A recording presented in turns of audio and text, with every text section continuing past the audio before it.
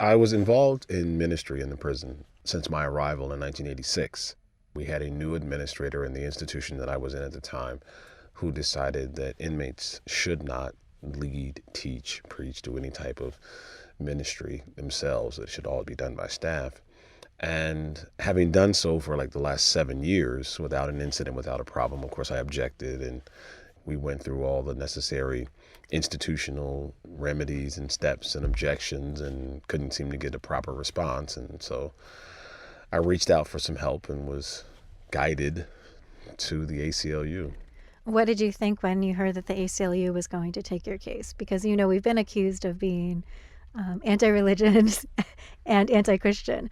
And here you are, you're a Baptist Very minister. religious Christian. Yes.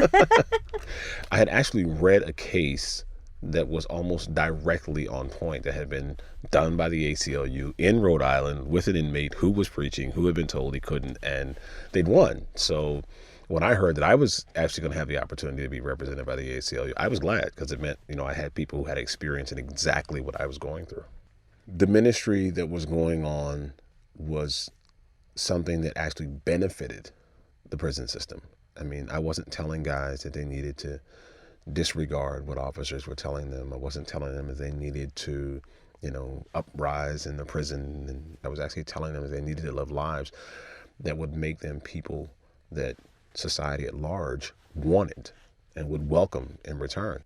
That mindset, I had a hard time understanding why they wanted to stop.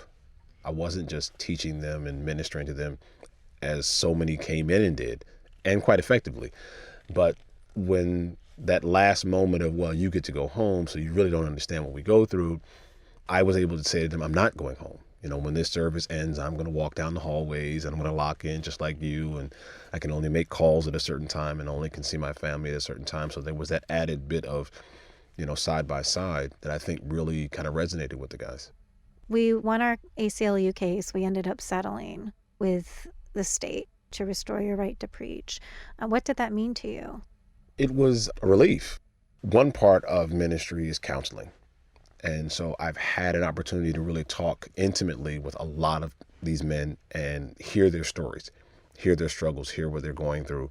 And I know that some were holding on tenuously to peace and patience when they really wanted to erupt. Some wanted to erupt in anger, some wanted to hurt themselves, some just wanted to give up, and I mean completely give up.